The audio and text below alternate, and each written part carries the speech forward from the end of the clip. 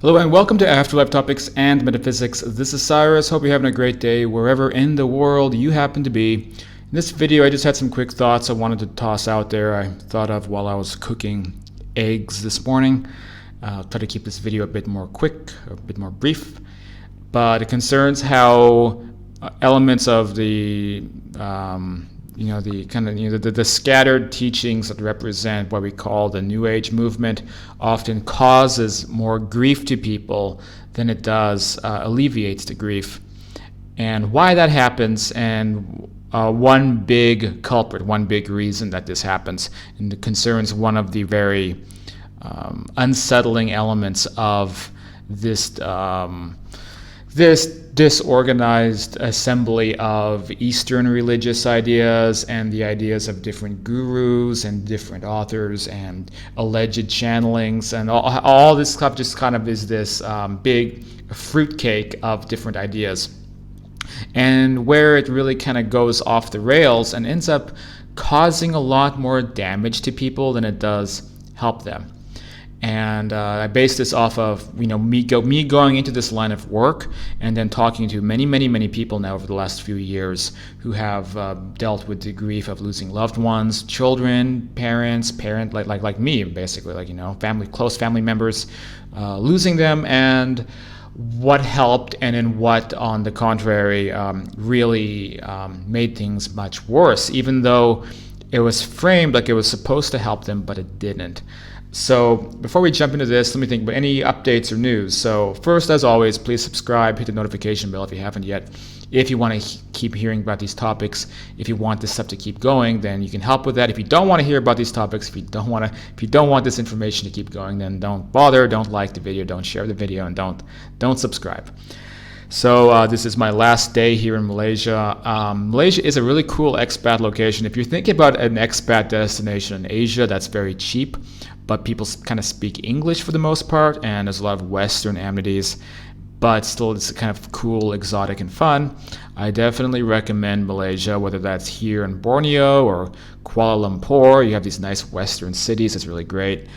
But I also am very happy to be leaving here tomorrow. A lot of weird experiences this time around in Malaysia. There's we talk about energetic attachments to places, and there's this weird energy even here in this city that I think somebody like me can sniff out, and I don't think maybe it would go under the radar of other people.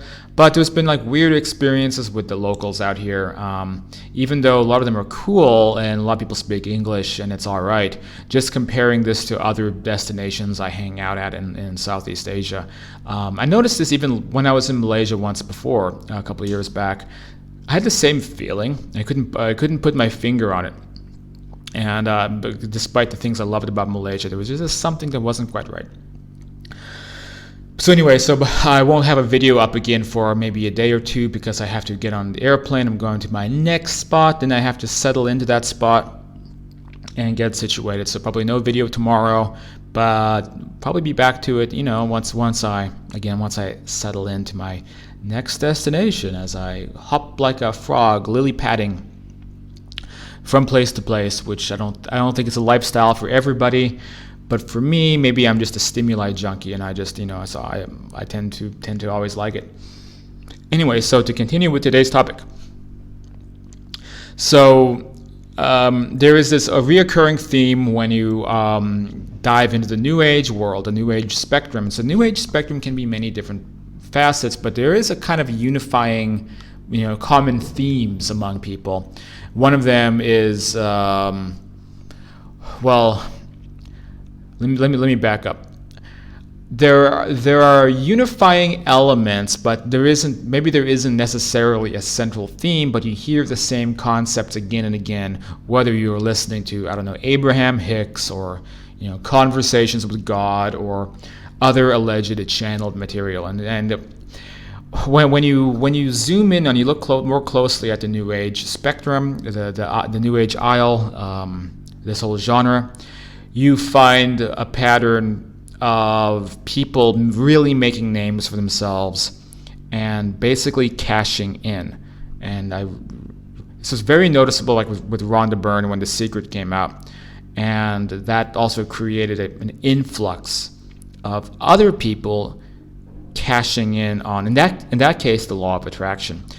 But when it comes to, for example, direct spirit communication, you won't see this. You'll find like actual information lore. Like let's say, for example, the Leslie Flint communications. There wasn't a figurehead. Leslie Flint was not getting rich from his work by any means. I think he was eking out a little bit of a living doing it, which you need to do if you want to stay dedicated to something. It's what I do. I'm not living in a high on the hog, but I try to eke out a living doing a lot of this work, and you have to. It's the only way to be able to make a difference and do what you want to do and survive. But it wasn't like a marketing scheme. It wasn't like Leslie Flint didn't cook up like, I'm going to make this giant, they didn't have email lists back then, but I'm going to make this giant mailing list and this newsletter. I'm going to combine it with these other authors. I'm going to position myself as a guru, and I'm going to go do lectures in this country and that country and that country and charge $500 to attend. So he wasn't focused on any of that. He was focused entirely on service to spirit and producing about 5 decades worth of information directly from the horse's mouth about what the other side is like, what other dimensions of existence are like, where we go when we cross over, and all of this. So there's an incredible amount of information compiled by the Leslie Flint Trust. This is just one example. There's many other examples of this. And so when you dive into spirit communication and these historical areas, you are, it's like, it's the concept of going into the old library and finding real knowledge, real information, and discovering things through that. By contrast, the New Age movement, you have somebody who, instead of beginning at the point of, I'm going to serve spirit and try to bring out accurate information to people, a lot of these authors, and even ones who are very popular, some of you guys might really like, I'm sorry to say, they are coming from a position of, they're thinking about making a name for themselves and being a marketer and making money before they think about, I'm going to do it this way, this way, this way, and I'm going to, teach spirit, and I'm going to, channel information and help people. Oftentimes it begins at the point of, I'm going to become a public figure and make a bunch of money. And I'm sure these ideas are blended together. I don't believe things are never black and white. So even some of these guys, let's say Esther Hicks, for example, probably beginning with some percentage of a legit interest in helping people, right? And that would allow her to keep doing the work and not getting tired from it. But it was a greater factor of, and I'm going to copy these other teachers who are very popular. At that time, it was actually Jane Roberts and Seth. And I'm going to kind of copy this formula and then use it so that I can carve a name out for myself in my own way. And then when you are obtaining knowledge from that path, then I'm not surprised at all. Then the information tends to be skewed or have things that are not completely accurate, or sometimes maybe even having a nefarious agenda attached to it. And that's what we have to be so careful about. So I don't want to go too long about this. I want to get into what is it that people learn from a lot of these very, very popular gurus that causes grief when you've lost a loved one. And what that is that there's a constant push to demonize being human. So you'll see this in many teachings. And it's a fusion of, I would almost say, misinterpretations of Buddhist principles and maybe like Rastafarianism or what the Hare Krishnas believe. It may, with a little bit like Hinduism, the Bhagavad Gita. Like you pull out different elements of these, and then you kind of toss it into the food processor with spirit information or channeled information, all of this. And what comes out at the other end is there's a lot of emphasis on destroy the ego, kill the ego, stop being you, attachments are bad, go into the light, follow, be full of bliss without attachment or wanting anything. And this is how we end up with these arguments saying like, is there food in the afterlife? Some people, let's say somebody has an astral experience, like I met with my deceased loved one and we were eating an ice cream cone together. And you think, what a lovely experience. They say it was completely real and I was in this other dimension and I was with my mom, my father, my daughter, my son. and we each had ice cream cones. And you think, what a wonderful experience to talk about. And somebody posts that, and then what happens on these forums, sometimes even our forum, is that people start saying weird stuff as if it's like this compulsion to poke holes in people's stories, to take someone's experience or take someone's personal moment that they had with a deceased loved one, confirming that they're still around, and then they look for just ways to poke holes in it, and they will say, what a wonderful experience. Of course, we both know after we merge with source consciousness, we can't really eat ice cream, but it must have been a metaphor that was created to give you comfort, because you both used to eat ice cream together in this world. And we both know that, your mom, your father, your daughter, your son, whomever it is, they don't really look like themselves still, because we merge with source consciousness. We become all-knowing angelic entities, but they have the ability to transform themselves or make them look like who they used to be, for your own, so that you can recognize them and they can deliver a message. And people don't understand how much damage and grief that this interpretation causes, but it's the constantly reinforced idea that a lot of these teachers put out there, and that people fight about and debate about on the forums, and that I have spent a lot of time calling out as being BS. And I see versions of this idea get regurgitated a lot, because there's certain authors who are very, very popular who have said variations of this. And these are not authors who come along and say, my theory is, or it seems like this happened. When people try to be gurus, they come in, they say, absolutely, this is what happened, and this is the way, or this is the way it is for everybody, no exception. So they come in with this authoritative tone, because that's what gets more sales, it makes more money. And so people believe authoritatively that's the way it is. And it's a very weird interpretation, because when you take that idea, then you corroborate it with, or not corroborate, but you compare it to the spirit communication sources. Let's say Leslie Flint is one example. They say the opposite. If you have an astral experience, you're eating ice cream with your deceased sibling or parent or child. They will say, no, you're literally eating ice cream because you have an astral body that's real and physical, like this one, in a parallel dimension, a parallel universe, where it's just like this world, but physics operate differently. The thing that might be different is that instead of going to the store to buy the ice cream cone, maybe you materialized it with your hand, with your mind. Or maybe you did go to a store and buy it. It's all, it's all this stuff is mixed up. That's what the nature of the astral world is like, is that it's just like this world, but it has these higher spiritual kind of laws of physics, but the essence of our lifestyles, that doesn't cut off. So there was no reason to think that, it's not a real experience, or that your loved one is just hiding behind a mask and it's not who they really are anymore. So, and again, so the people heavily plugged into, especially certain, I think, derivatives of Eastern religious thought. Hate to say it, but I've definitely noticed this in coming out of kind of the Monroe Institute areas, but many other areas. They have this constant, almost compulsive need to destroy the human experience.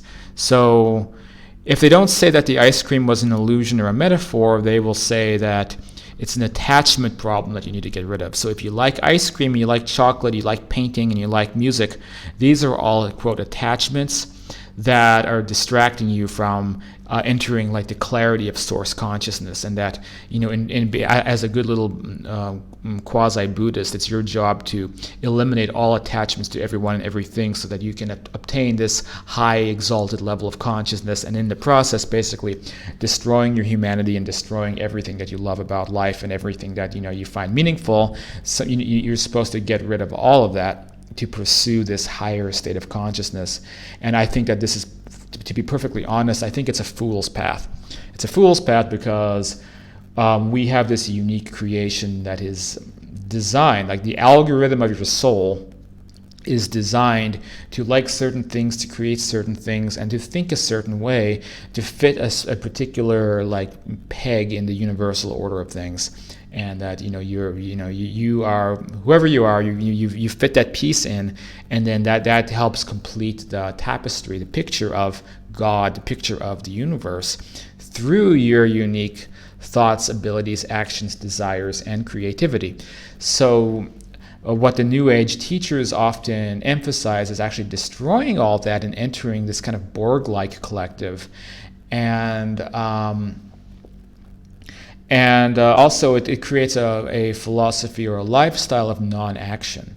So the more you reduce what you enjoy, reduce your thoughts, reduce your abilities, reduce your creative power, then you are pushing yourself more and more toward a kind of hermetic lifestyle, and more you're giving everything up around you, taking less and less action in the world around you, actually caring less about the world around you, caring less about the people around you, falling deeper into a kind of misanthropic attitude, and then again taking less and less action. So in real life, like I talked about in the Law of Attraction video a couple of videos back, like in real life you have to take action, you have to work with other people, and you have to expand who you are as a person, not digress it, but become a greater version of that if you want to change your life, change the world around you, and obtain a kind of sustainable I guess you could say joy and happiness as you come into alignment kind of with who you really are, as opposed to deleting everything and doing a blank slate. So finally, this kind of information causes a lot of grief for people because one of the most powerful forces in the universe is love, and then when we have love between each other, that's the representation of that most powerful of all forces. And between a mother and daughter, mother and son, father, father and daughter, it's one of the most powerful things of all time. But basically, what these teachings inadvertently or maybe subtly are suggesting is to give all of that up because it's an attachment. Give up your humanity and stop being so attached to your loved ones. Quote, move on and accept if they're gone and try to eliminate yourself in the process. Surrender your, quote, ego, which is often, what they mean by that is to stop being you, stop having an individual persona, delete all of that, and then just merge collectively back into some kind of galactic cosmic soup and disappear into that. That's the goal of life. Congratulations, you win. And there's a lot of people on the internet right now who are speculating that there's actually a nefarious aspect of all of that because like, what kind of philosophy, if you wanted to control a population, if you wanted to manipulate a population, what kind of philosophy or religion would you introduce? You'd introduce one of non-action, where people just like absorb into each other and stop being themselves, and then leave hollow husks of themselves behind that can be controlled and manipulated? Kind of sounds like that to me. So it's this kind of deceptive element which is painted with a veneer of enlightenment, but if you're not actually growing into the entity that you are and becoming the greatest, purest representation of yourself, including your quirks, hobbies, interests, and what you love and your preferences and your personality, you can either refine that and become a divine version of that, or you can delete all of it and decide to just stop creating and basically stop existing. And so those are the options. And I would say true spirituality is, of course, the former, and there's like a weird, creepy, fake spirituality, which is the latter. This is just my opinions. This isn't for everybody. Some of you guys I know viciously disagree with me about this, but to each their own. You're welcome to disagree about it, because unlike a lot of these New Age authors, I'm not going to censor you for disagreeing about it. You can post on the group about what a jerk I am and what an idiot I am, and people have done that, and I've never banned anybody for doing that. If you attack somebody else in the group who is not an admin like me, then I probably will kick you out. But look, I'm the one proposing these ideas, and I'm receptive to if people want to disagree about it. But I encourage you to think critically though about these teachings, and don't put anybody on a pedestal, and be very mindful about what information that you're consuming. So just practice critical thinking and consider what I'm saying when you're interpreting some of this information about what position the information is coming from. Well, I think the video did go longer than I wanted. If you do like this kind of stuff, then You can become a patron at patreon.com/afterlife topics. Get involved at our patron meetup groups, or just join us on the Facebook page, Afterlife Topics and Metaphysics, which I'm not currently banned from. Probably will be banned from again soon. It happens in cycles like that. But as Facebook continues to chase after me and for anything I do and find excuses to get rid of me, but they haven't completely gotten rid of me yet. And and then you can grab books like Understanding Life After Death, The Afterlife and Beyond, and that's about it. Thanks for watching this video. I'll catch you guys on the next one.